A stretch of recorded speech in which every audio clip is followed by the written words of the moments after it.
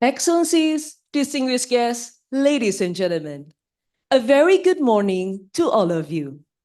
We are delighted to welcome you to the ASEAN Hall for the briefing on the outcomes of the 44th and 45th ASEAN Summits and related summits, which will be delivered by His Excellency Dr. Kau Kim Hoon, Secretary-General of ASEAN. For this occasion, we are not only joined by the diplomatic corps in Jakarta, but also representatives from the ASEAN Committee in Third Countries and International Organization, ACTC, who are attending this briefing virtually. This briefing is also live streamed through the ASEAN Secretariat YouTube channel. Excellencies, ladies and gentlemen, before we begin the briefing, please rise for the ASEAN anthem.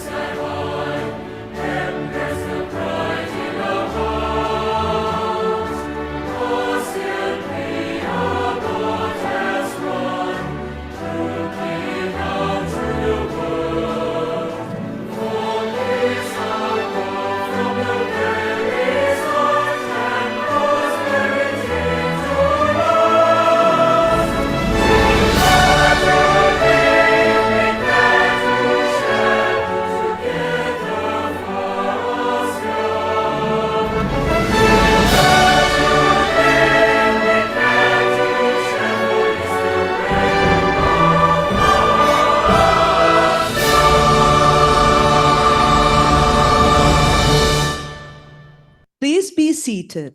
Thank you.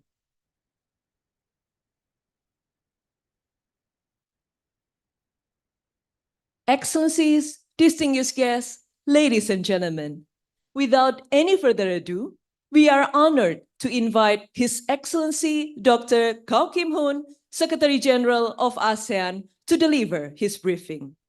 SG Dr. Kau, the floor is yours, please.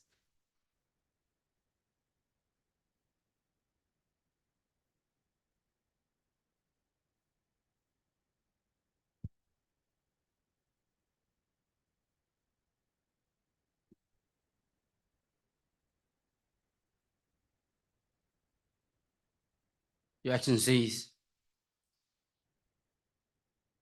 permanent representatives of the ASEAN member states, agencies, ambassadors to ASEAN, members of the developed course, distinguished guests, ladies and gentlemen, of course, members of the media. I, of course, also want to extend a very warm welcome to Excellency ambassadors and members of the development course, particularly from overseas, those from the ASEAN committees and third countries international organization who join us online. A very good morning. I want to thank everyone for joining us this morning for this post 44th and 45th ASEAN summits and related summits briefing. I want to start by saying that this year, of course, Laos PDR, in capacity as chair of ASEAN, hosted the two summits back-to-back, 44th and 45th ASEAN summit and related summits. Just concluded last week. The theme for ASEAN 2024 was, still is, ASEAN enhancing connectivity and resilience. And the chair of the ASEAN summits and related summits was His Excellency Sun Suvandan, Prime Minister of the PDR and ASEAN chair, who also hosted a wonderful gala dinner for all the head of states and governments. Yes. The 44th and 45th ASEAN Summit related summit were held in Vientiane, LAPDR, from 8 to 11 October 2024.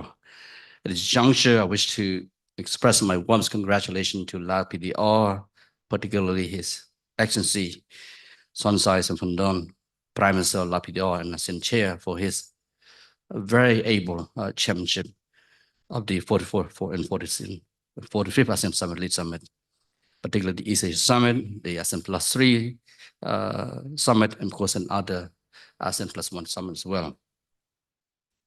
I also want to take this opportunity to congratulate His Excellency Samdech Komasan, Deputy Prime Minister and Minister of Foreign Affairs of Lapida, also as ASEAN Chair for 2024, for his able chairmanship of the ASEAN Ministers Meeting, the ASEAN Political Security Community Council meeting, the ASEAN Coordinating Council meeting that preceded the summits.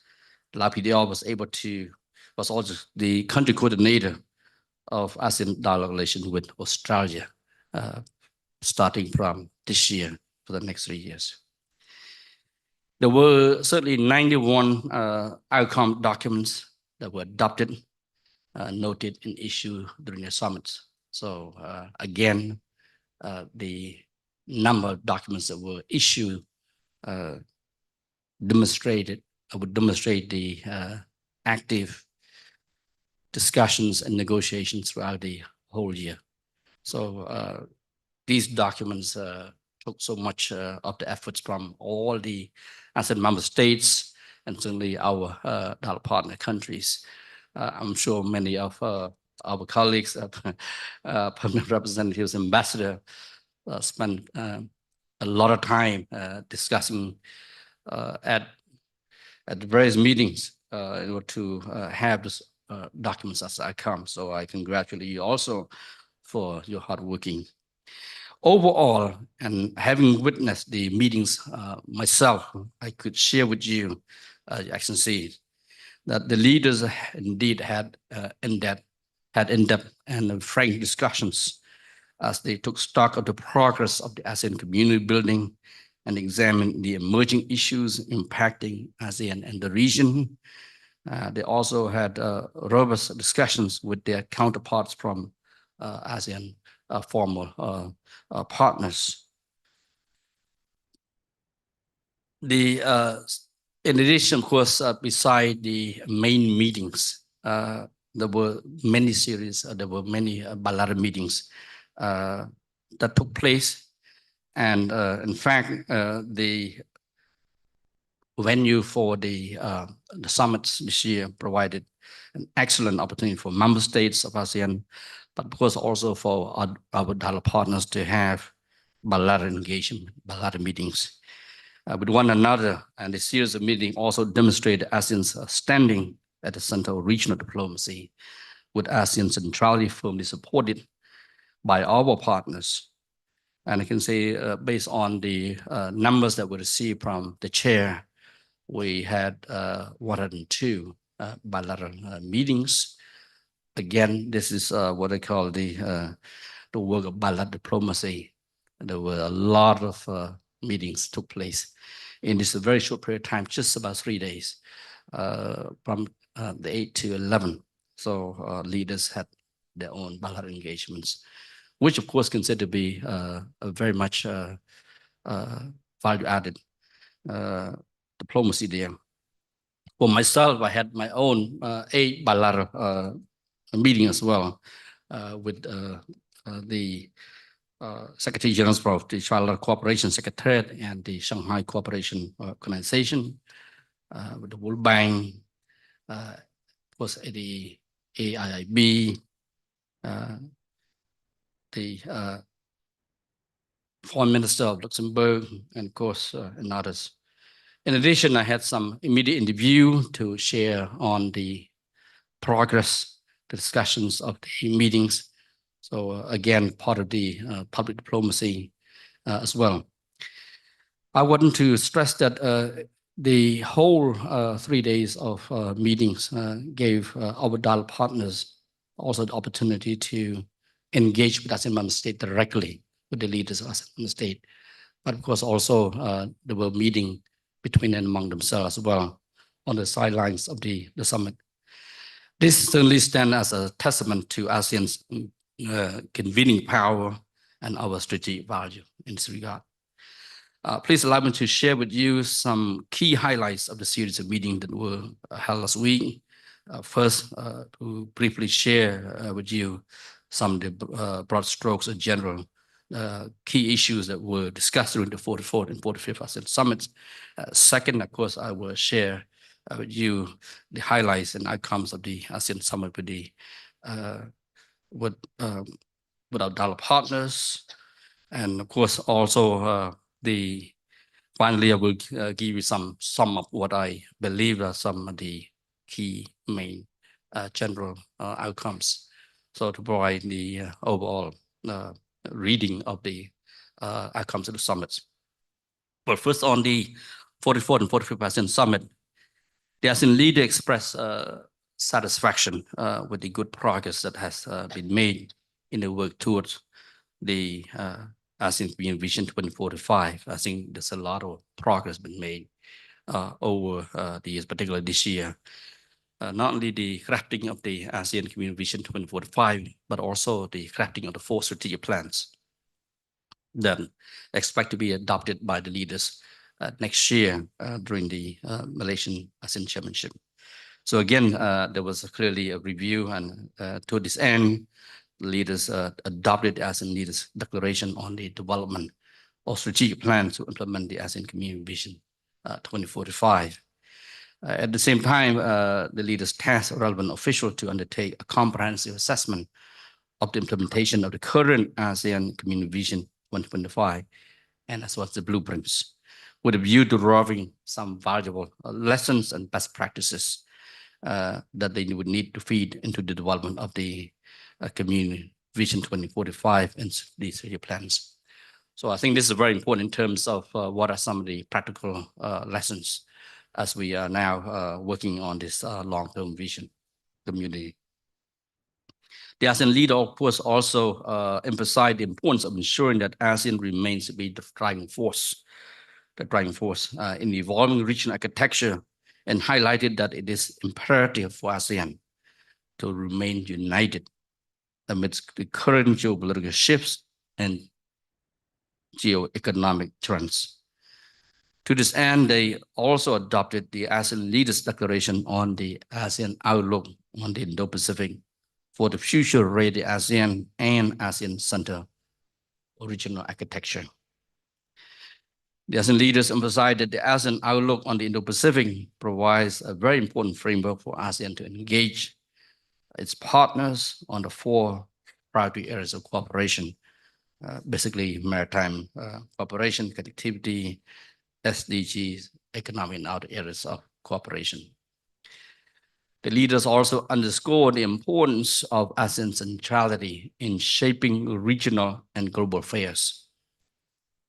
ASEAN leaders stressed that ASEAN must continue to play a leading role in managing relations with major powers, ensuring that external partnerships are aligned with ASEAN's principle of openness, inclusiveness, and mutual benefit.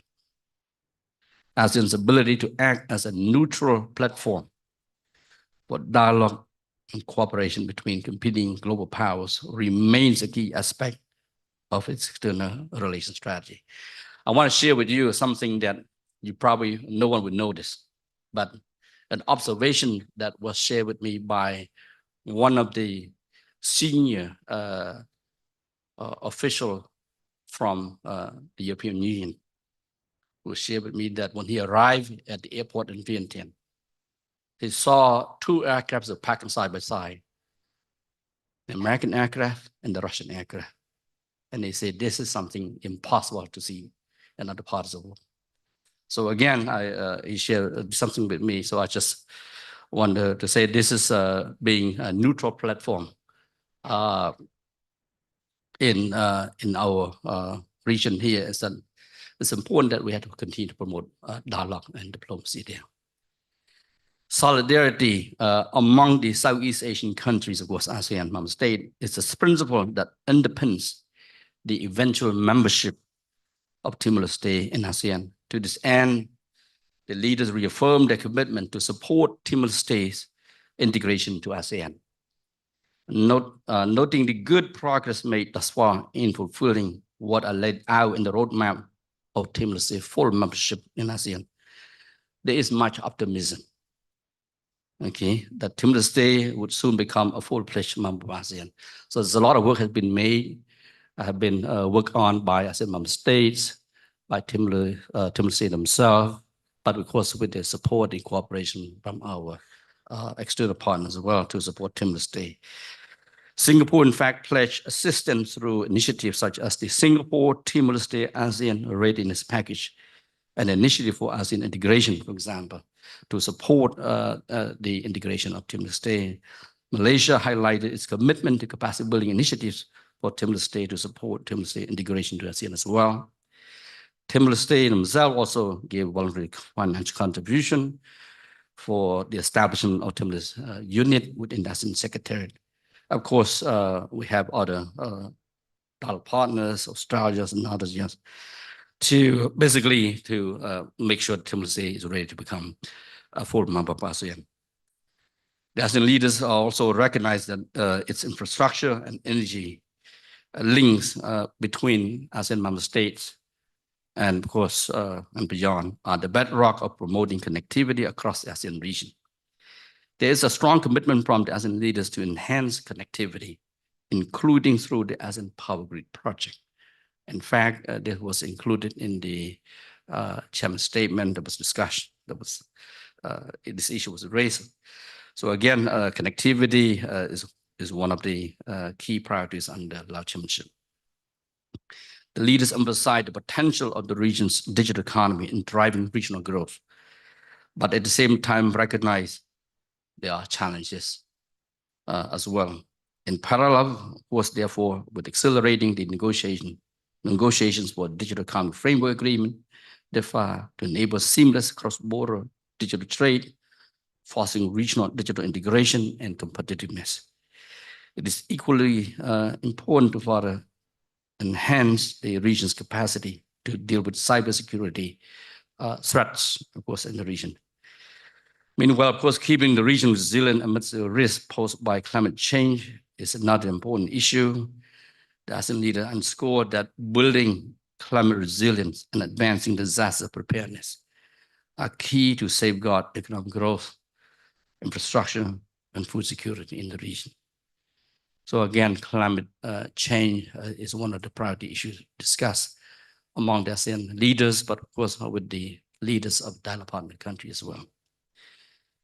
During their retreat, the ASEAN leaders deeply discussed international and regional issues impacting ASEAN, the region, including, of course, the issues of Myanmar as well.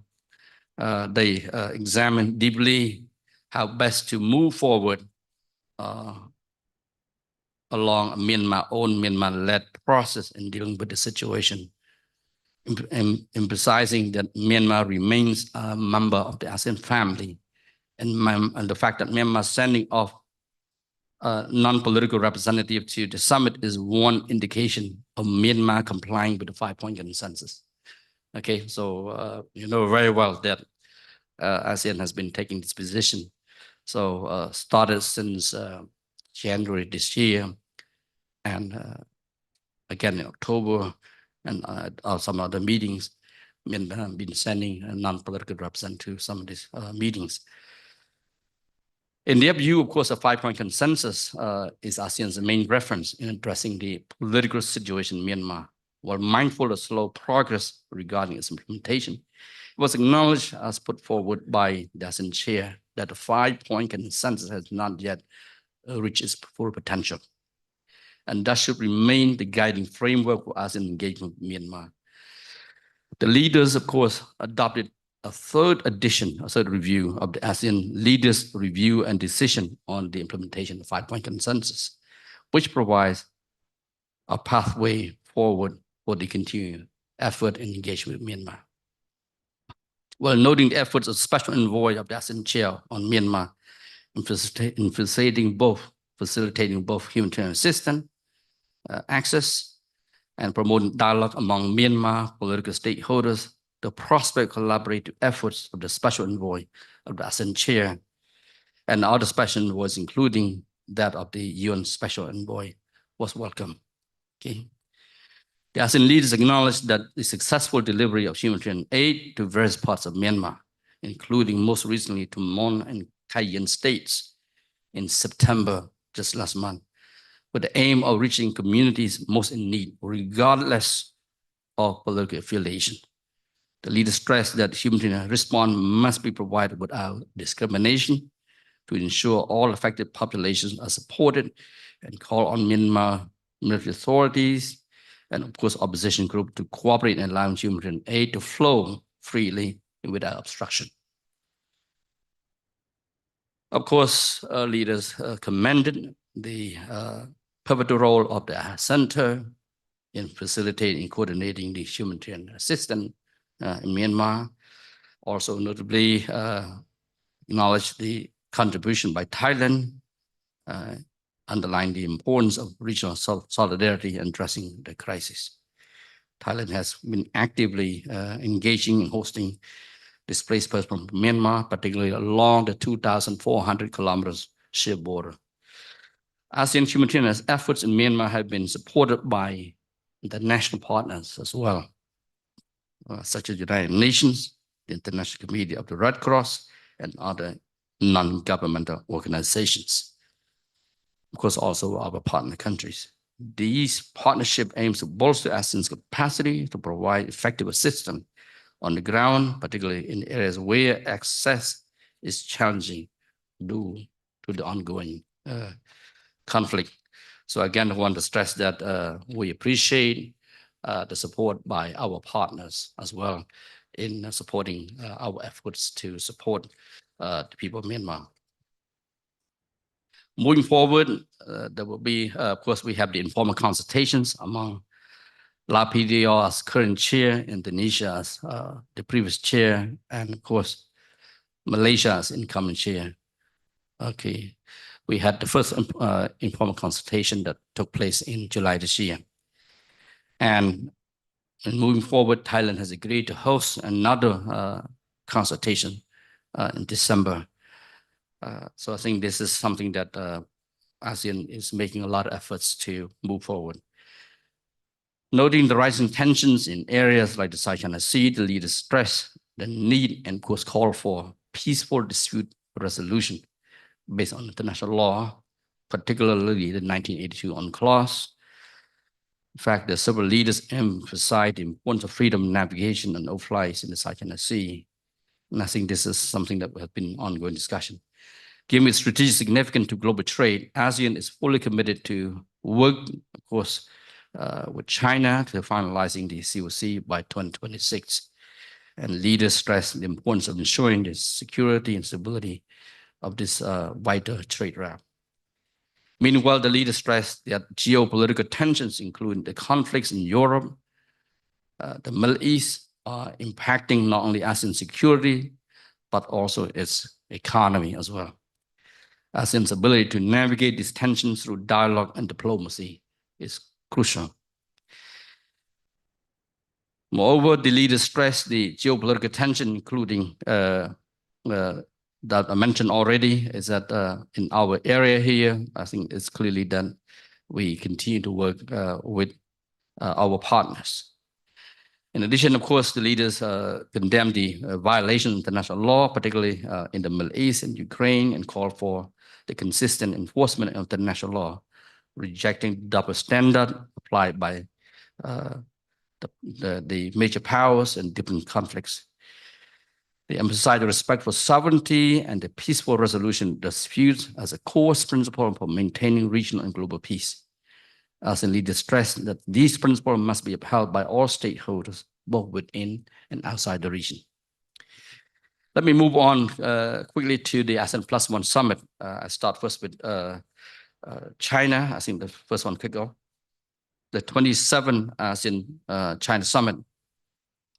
The summit, of course, acknowledged the substantial progress of ASEAN-China comprehensive strategic partnership. And the leaders look forward to the development and adoption of a new ASEAN-China Plan Action 2026-2030. They also look forward to the substantial conclusion of the ASEAN-China Free Trade Area 3.0 upgrade negotiation. There's been a lot of progress, in fact, and that's why there is a document that's been put out to recognize the substantial progress of the negotiation. But of course, this ASEAN-China FTA 3.0 upgrade will be ready by next year. together with RCEP and ASEAN-China FTA, would further enhance the economic integration in the region. The summit, of course, also welcomed extension of the ASEAN-China Year of People-to-People Exchanges to the end of 2025 and adopted a number of statements, including ASEAN-China Joint Statement on Deepening Cooperation in People-to-People Exchanges and ASEAN plus China Joint Statement on Combating Telecommunication Network Fraud and Online Gambling. The leaders look forward to enhancing cooperation in other areas, including the implementation of 2023 ASEAN-China Joint Statement of Mutually Beneficial Cooperation on AOIP, and the implementation of the ASEAN-China Joint Statement on synergizing the master plan on ASEAN Connectivity and the Belt and Road Initiative. Again, the summit, the leaders reaffirmed the commitment to working towards the early conclusion of an effective and substantive code of conduct in South China Sea, recognize the benefits of having the South China Sea as a sea of peace, security, and stability.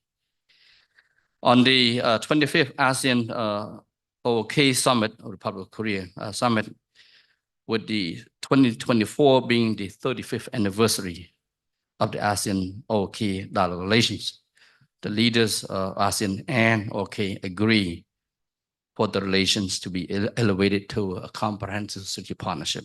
So it means that this year, Republic of Korea is our dialogue partner that has been able to elevate the relationship to CSP. So this is our new CSP for 2024. Noting the good progress that has been made in the implementation of current plan of action, the summit look forward to the development of a new action plan 2026-2030 to guide the bilateral cooperation between ASEAN and OK in the coming years. The two sides, of course, also expressed their commitment to further strengthen cooperation to address non-traditional and emerging security issues and challenges, include that in the maritime cooperation through practical activities, technical assistance, capacity building program. The leader also look forward to the upgrading of the ASEAN-Korea Free Trade Agreement and for the effective implementation of the Regional Comprehensive Economic Partnership. So again, ASEAN and Korea will be working toward upgrading the FTA in the coming years. Both sides, of course, share the need to step up cooperation on digital economy and transformation, artificial intelligence, governance, smart cities, connectivity, MSME, cybersecurity, and ICT as well. The summit underlined the importance of accelerate trade and investment by enhancing the utilization of the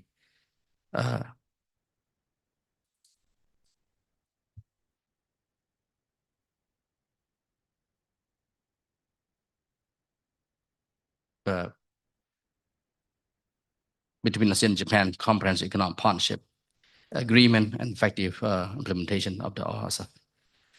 So again, this is quite important, I think, between ASEAN and Japan because both ASEAN and Japan had the summit in December last year.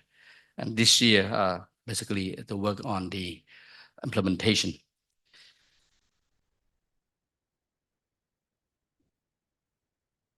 Let me move on briefly to the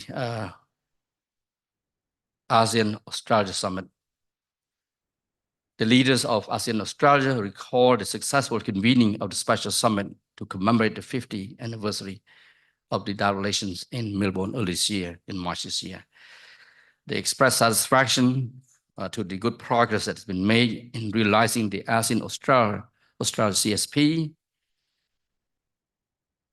which was established back in 2021, and the summit noted the adoption of the ASEAN-Australia Plan of Action 2025 and 2029. The leaders welcomed the establishment of the ASEAN-Australia Center in Canberra and the provision of more scholarship and fellowships to the ASEAN students. The summit encouraged the timely entry into force and implementation of the second protocol to amend the agreement establishing the ASEAN Australia New Zealand Free Trade Area or UNSFOTA. So again, there's a lot of discussion between both sides. On the 21st ASEAN-India Summit, again, there's a lot of discussions, particularly between leaders of ASEAN and India, with the full implementation of the ASEAN-India Plan of Action 2021-2025, and its annex, the leaders of ASEAN and India look forward to develop a new action plan 2026-2030, recognizing that technology enables rapid transformation for bridging existing digital divides in the region, and of course could help accelerate progress. The leaders adopted the ASEAN and India joint statement on advancing digital transformation. I think the technology part, the digital part has been major discussion with India, but of course with other leaders, with other countries as well.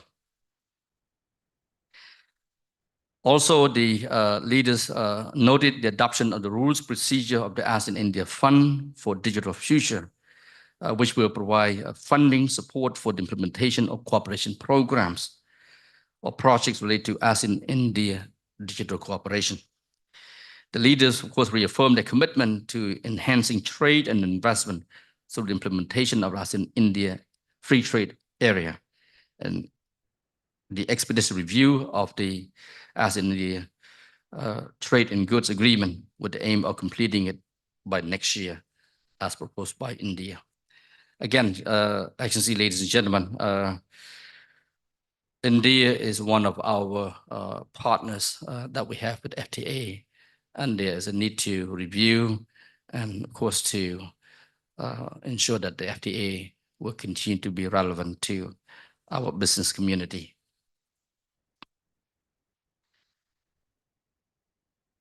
The summit, of course, the ASEAN-India Summit, of course, also agreed to designate the year 2025 as the ASEAN-India Year of Tourism, with the support of $5 million to be made available to fund various initiatives to raise the profile of ASEAN-India cooperation in the tourism sector. So I think it's good that we're boosting up the cooperation in this area between ASEAN and India. On the ASEAN-Canada Special Summit, agencies, ladies and gentlemen, with a significant progress made in the implementation of the ASEAN-Canada Plan of Action 2021-2025, the meeting, of course, also encouraged ASEAN and Canada to further maximize the efforts in fully implementing the activities under the POA and look forward to develop a new one for 2026-2030. The summit adopted the ASEAN-Canada Joint Leaders Statement on enhancing ASEAN connectivity and resilience in support of Allow PDR's ASEAN Chairmanship theme. The meeting noted that Canada will assume the Group of 7 presidency next year, that is strongly interested in ensuring that its president takes into account the views of the ASEAN member states, particularly ASEAN collectively. The meeting looked forward to boosting trade and investment cooperation between the two sides, particularly encouraged the substantial conclusion of the ASEAN-Canada Free Trade Agreement negotiation by next year. At the moment, ASEAN and Canada are working on the FTA negotiation, so there's a momentum that we like to maintain in order to conclude this FTA by next year. On the 12th ASEAN-United States Summit, again, given the strong implementation of the Plan of Action 2021-2025, the meeting looked forward to develop a new ASEAN-United States Plan of Action for 2026-2030. The summit adopted the ASEAN-United States Leaders Statement on promoting safe, secure, and trustworthy artificial intelligence in view of the shared interest of both sides to unlock the significant potential of AI, while of course also working to mitigate the potential risks. The summit noted the United States remains ASEAN's largest source of FDI in 2023, and ASEAN's second largest trading partner among all ASEAN dialogue partners. So again, US still remains the #1 source of FDI for our region. The summit look forward to United States cooperation with ASEAN Public Health Emergency Coordination System and welcome the US support for the ASEAN Center for Public Health Emergencies and Emerging Diseases, the ACFED. We welcome the US support in that regard. On the 14th ASEAN United Nations Summit, the summit noted the 90% of the action line of the ASEAN UN Plan of Action 2021-2025 have been implemented and look forward to the implementation of the remaining action lines and of course to start working on the development of a successor plan of action 2026-2030. The meeting acknowledged the ASEAN-UN collaboration on the key areas across the 3 pillars of ASEAN community that would contribute to ASEAN community building efforts, as well as the initiative to promote the complementarity between ASEAN Community Vision 2025 and the UN 2030 Agenda for SDG. The meeting stressed the importance of upholding multilateralism, regionalism, and rule-based international order. And of course, the leaders exchanged views on issues of common concern, including situations like the Sea, the Korean Peninsula, Ukraine, the Middle East, and Myanmar. The United Nations emphasized the need for close coordination between the Special Envoy of the ASEAN on Myanmar and the Special Envoy of the UN Secretary-General on Myanmar. Now let me move on the multilateral summit. We had the ASEAN +3 summit and the East Asia summit. The 27th ASEAN +3 summit reaffirmed the importance of the ASEAN +3 as one of the most comprehensive cooperation frameworks in East Asia, and noted with satisfaction the substantial progress made, including in the implementation of the APT Work Plan 2023-2027. ASEAN welcomed the revitalization of the trilateral cooperation and noted the convening of the 9th Trilateral Summit in May 2024 in Seoul.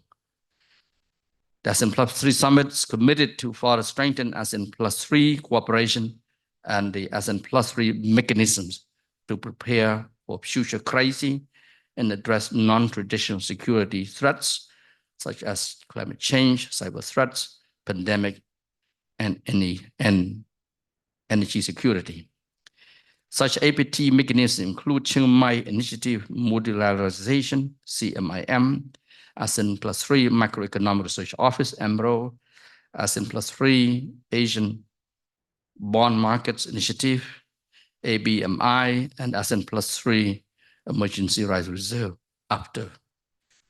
The summit adopted the ASEAN +3 leaders' statement on strengthening the connectivity of regional supply chains to enhance regional supply chain connectivity, which is crucial for economic recovery and integration amidst the global challenges. The 19th East Asia Summit, for this particular summit, we had the guest chair, the president of the European Council, and of course the Secretary-General of the Shanghai Cooperation Organization attended as a guest of the chair. This is usually the prerogative of the chair and with the support of the ASEAN member states. The meeting reaffirmed the importance of the EAS as the premier leaders-led forum to promote strategic dialogue and cooperation on issues of common interest and concern. The meeting noted the progress of EAS cooperation made under the EAS Plan of Action 2024-2028. The leaders underscored the importance of promoting connectivity in the region through concrete and inclusive cooperation. The leaders underscored the need to maintain the relevance and effectiveness of the EAS, particularly addressing emerging transboundary challenges amid the fast-evolving regional and geopolitical landscape. The EAS countries emphasized the importance of constructive dialogue on strategic issues. in the ES to reinforce strategic trust and address common challenges based on mutual trust, mutual respect, mutual benefit, and upholding the ASEAN centrality in the ES process. The ES countries exchange views on a wide range of regional and international issues that may have an impact on regional peace, stability, and prosperity, including situation in South China Sea, the Korean Peninsula, the conflicts in Ukraine, Gaza, Lebanon, Middle East, developments in Myanmar, and the major power relations, among others. The ES country expressed support for the open, inclusive regional architecture based on international law and anchor on ASEAN-led mechanisms. They further underscored the important role of the ES in promoting multilateralism in the rule-based international order. Now, let me share with you some of the common points or issues that emerged from this series of summits. Well, first, of course, across all the ASEAN summits and our summits with other partners, I think particularly ASEAN partners have expressed support for the ASEAN outlook on the Indo-Pacific AOIP. I think this is one of the things that we keep hearing all the time, that yes, this is important for the region, it's important for ASEAN. We support AOIP, of course, thereby validating AOIPs as a reference framework of cooperation among and between ASEAN and its external partners. The ASEAN +3 country expressed commitment to further promoting and mainstreaming the AOIP through concrete and practical projects and activities within the APT framework as well. I could say that a similar level of support from ASEAN external partners will convey as well during the discussion of the East Asia Summit.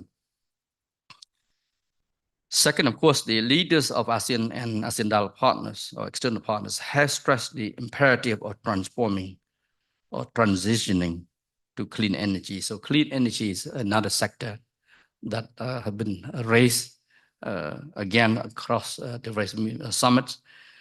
Clean and renewable energy has been addressing, including the increased use of electric vehicles.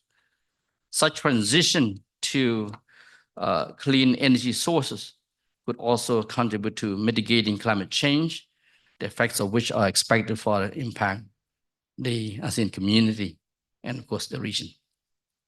Another issue that, again, keep coming up during discussions by our leaders, and that is the digitalization and the use of artificial intelligence, including robotics and cloud computing. These are increasingly become a fact of life, together with the attendant risks that's associated with digitalization and the new technologies. ASEAN and its partners would have to leverage and take advantage of the potentials that they offer while addressing and minimizing such risks. Through these technologies, the way life become what referred to as smart. We heard a lot about smart agriculture, right? Smart cities. So there's a lot of this that will express again and again. So much so that even around the agriculture, there will be much emphasis on the smart issue here. Another issue that came across very clearly as one leader of ASEAN's former partners put it, the way the future is for the economy to be digital, blue, green, and circular. So again, I think this is keep coming up that the future of the economy will be basically underscore, I think, the 4 keywords here, digital, blue, green, and circular. Yeah. Another point, of course, that I think the discussions by our leaders is the emphasis on people-to-people connectivity, which emphasize very much so, I think, the need to pay attention to the youth, particularly in youth, as a tangible mechanism to promote people-to-people's tie, of course, as well as tourism, as just mentioned in the case of with India just now.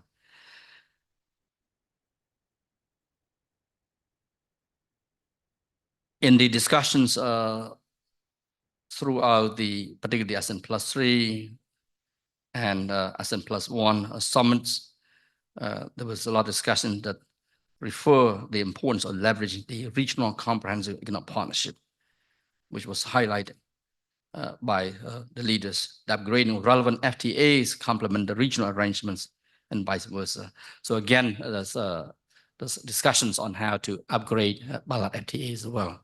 In the case with China, in the case with India, in the case with, of course, with other partners that we need to move ahead on the upgrading, yes.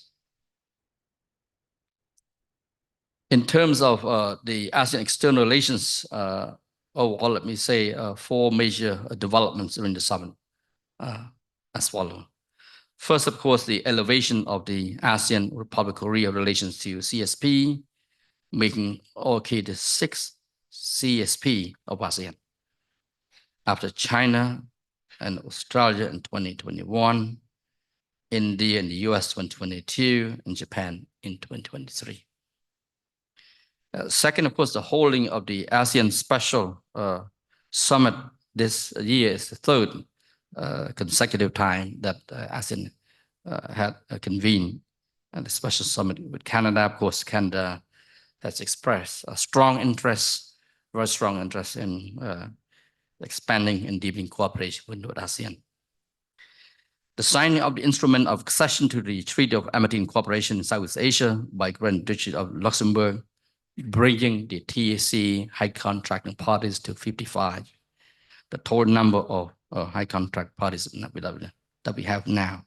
So it is the same number that we have the ASEAN Committee in 3rd country in international organization, also 55. So I think 55 is quite balanced here. Let me move on. There's other important highlights that I want to share with your excellencies, ladies and gentlemen. Well, first, the ASEAN leaders also had the interface with the representative of IPA, the ASEAN Inter-Parliamentary Assembly. For this interface, the leaders stressed the important contribution of parliamentarians and ASEAN community building, and call on the parliamentarians to ensure that their legislative agenda would support and complement the ASEAN agenda of the respective governments. Also, the ASEAN leaders had their interface with the ASEAN Business Advisory Council, ABAC. Again, the imperative of making it easy for business to operate across borders of ASEAN member state was highlighted. I want to share with you one very interesting issue that was raised by ABAC, that they would like to have the companies be classified as ASEAN companies if they invest in more than one ASEAN member states. So rather than say a company from say X ASEAN member state, but that company would be investing in at least 2 or more, they would be classified as an ASEAN company, for example. So this is interesting dialogue there. I think something that we have to discuss more. Yeah. The third one, of course, the ASEAN leaders interface with the ASEAN youth. Again, the importance of ensuring the health and well-being of the youth, given that the future of the region is in their best interest. So again, these are ongoing, regular interfaces that ASEAN leaders would normally have with this important 3 institutions, or I would say 3 different stakeholders of the ASEAN community. Also, the ASEAN Coordinating Council, I want to share with you, approved the appointment of the new Deputy Secretary-General of ASEAN for the ASEAN Social Cultural Community for a 3-year term from 2024 to 2025 to 2027, I should say, to replace our colleague, DSG Agapap, who had just completed his term. At the closing ceremony, the ASEAN Chairmanship was handed over by the current ASEAN Chair, His Excellency Sun Sai Siphandang, to His Excellency Datuk Seri Anwar Ibrahim, the Prime Minister of Malaysia, as incoming Chair of ASEAN. The theme of Malaysia's ASEAN chairmanship is inclusivity and sustainability. Again, this is the formal handover, but in practice, Lao chairmanship will remain until December 31st, and the new chairmanship will take over from January 1st, 2025. In the case of the matter of non-issue of the ES leader statement, okay, again, I just want to, because there's a lot of questions asked, so I want to address this issue as well, so that you would not say I trying to avoid this particular issue. I must say there's been a lot of discussions around the ES statement, which were very robust, very interactive, very engaging. And they reflected the diversity of perspectives among ES countries, which is a strength of the ES. I mean, we should not expect, everybody to agree on something very quickly, as diverse group as it is. Ambassador just smiling. Well, there was a broad agreement on practical matters, especially in areas that align with Lao PDR's chairmanship theme of connectivity. Certain conflict issues revealed differing perspectives among the AS countries. These differences, rooted in varying strategic interests and regional priorities, were not simply about language, but reflected the diversity of views within the AS. This reflects the spirit of collaboration that ASEAN and the AS continue to foster. It's important to recognize that in the forum as diverse as the AS, some issues will have to take time to resolve and to build consensus. And the fact that these discussions are ongoing is a testament to the commitment of all members to find common grounds. ASEAN certainly will continue to play its constructive role as a facilitator of dialogue and diplomacy and build consensus. I think ASEAN is trying very hard to build convergence. And I have to congratulate Lao PDR for working very hard in that regard.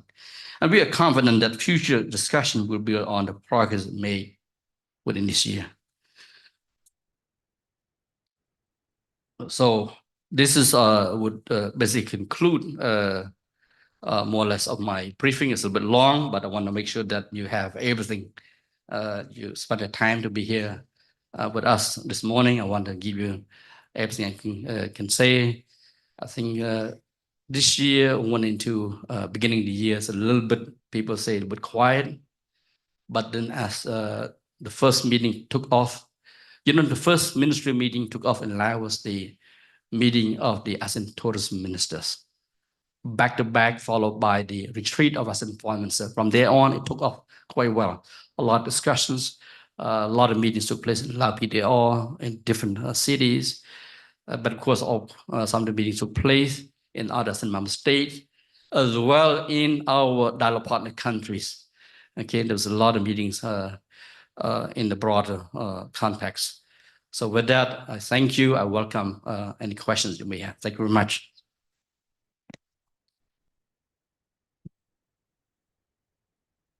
Thank you. Thank you very much, SG Dr. Kao. We will now proceed with the Q&A session. For those at the ASEAN Hall, please kindly raise your hand if you wish to raise a question.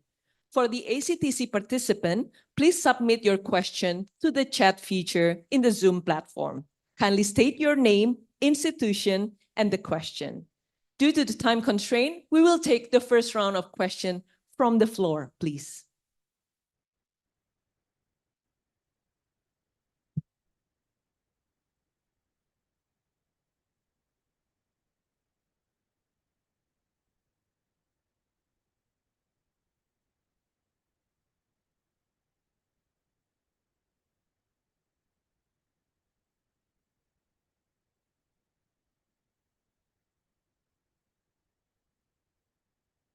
Thank you. Good morning, Mr. Kau, Dr. Kau. I'm Crypto from TVRI, from TVRI Jakarta. Thank you for the opportunity. We know that we are facing artificial intelligence technology right now, and then it's the latest technology in ASEAN Summit also mentioned discussing about artificial intelligence. which one to be focused for ASEAN in facing artificial intelligence, developing skills, human resource, and literacy, or developing technology. And then last week, UNESCO gave Indonesia executive summary artificial intelligence. There are 10 recommendations. One of them is human oversight and determination. And then which one to be focused in ASEAN in facing artificial intelligence. And we know that all people in the world are focusing about artificial intelligence. Thank you, Dr. Kau. Well, thank you very much.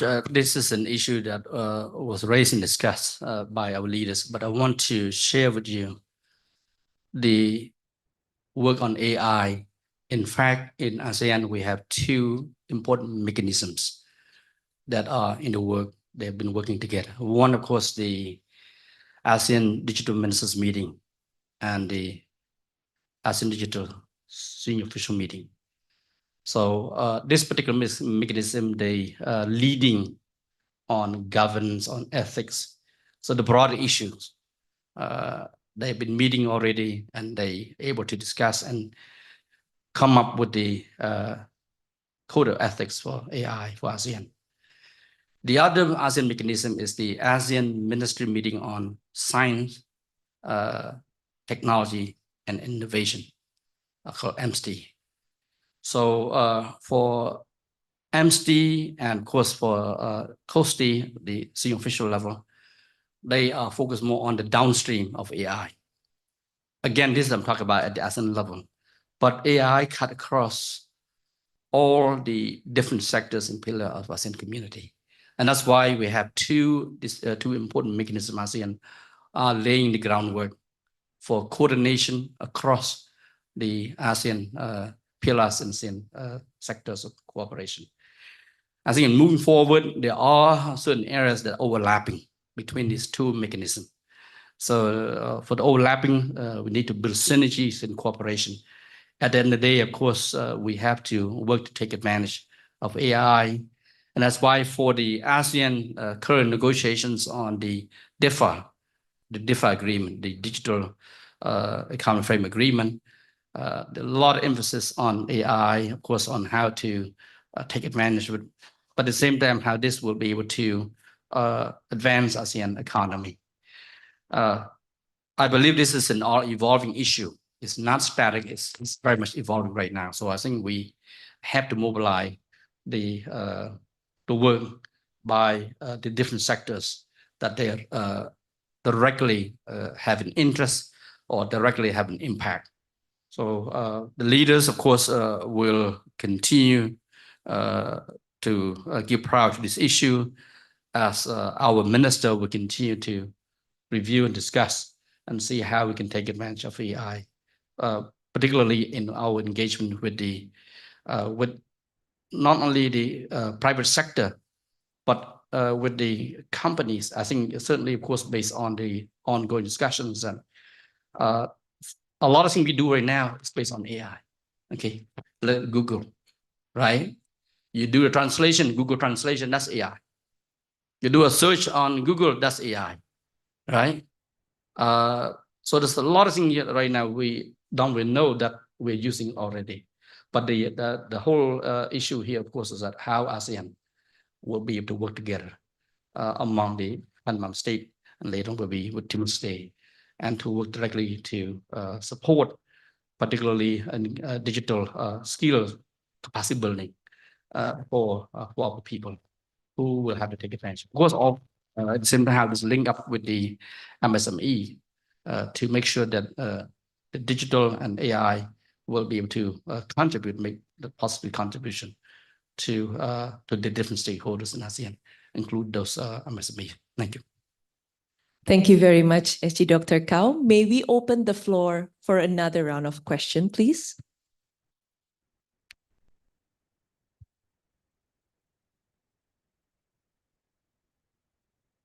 Thank you, Secretary-General. I'm Puja from the ASEAN Cooperation and Reconciliation, and thank you so much for the rich information on the outcomes of the summit.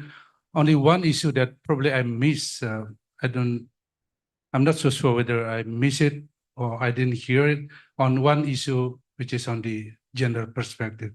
Well, of course, the issue of women, peace, and security thing is high issue, especially also on ASEAN and also from the dialogue partners.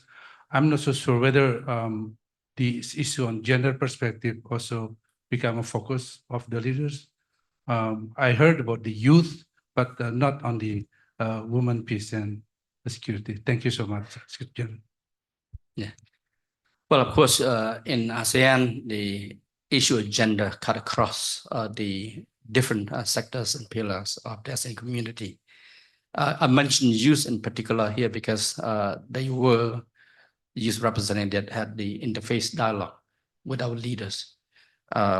We don't have women interface dialogue with ASEAN leaders. That's why I did not specifically mention that. But yes, gender issue was discussed, of course, also. But if you're looking at the chairman's statement, it's all there reflecting in different parts. They're there, particularly on not only peace, women, and security, of course, also on peace, on women, peace, and security, but also on youth, peace, and security as well. So usually these tend to go together. I mean, talk about youth, talk about women as well. So indeed, I think we talk about security here today. We have to factor in the gender issue as well. Yeah. Thank you. Thank you very much, SG Dr. Kao. May we open the floor for the last question, please?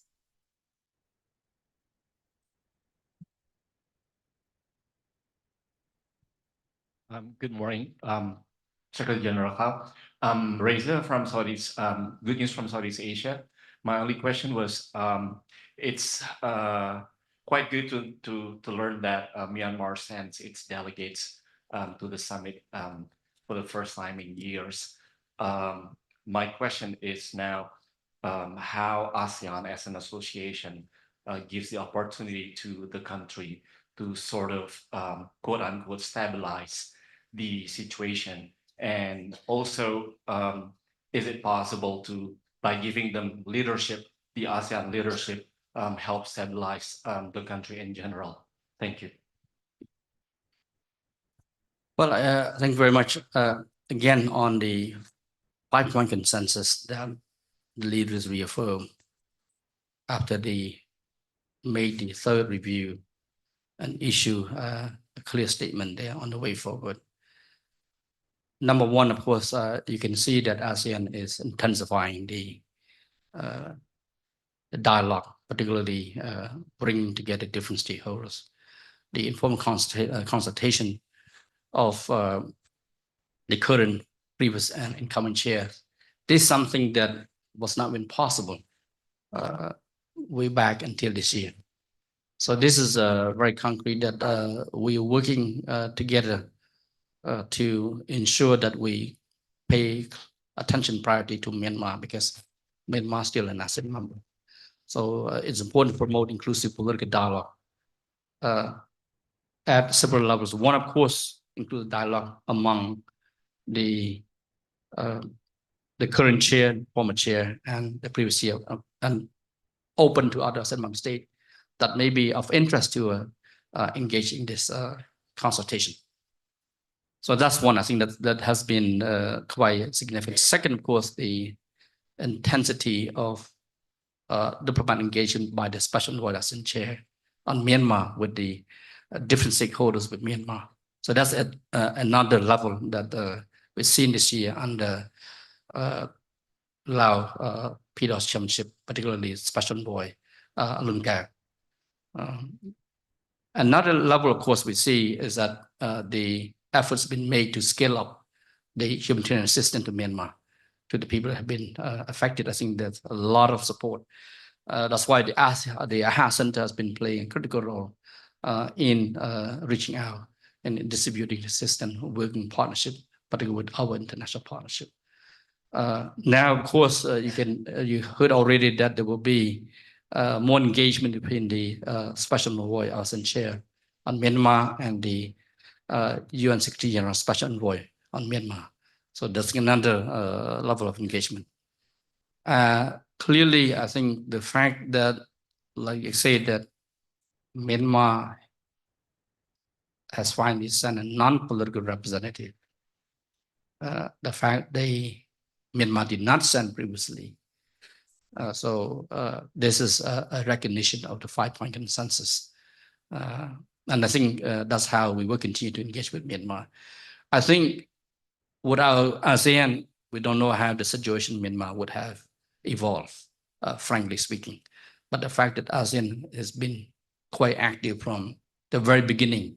You may remember back in April 2021, the ASEAN leaders called for a special meeting, an emergency meeting, ASEAN leaders meeting here at the ASEAN Secretariat. In fact, during the COVID-19 period, the leaders flew in and they met together and they discussed extensively how to respond and how to support the people of Myanmar. So I think this is really, and of course, since then, ASEAN has not disengaged, because disengage is amounting to isolating. And I think that's not the way forward to help the people of Myanmar.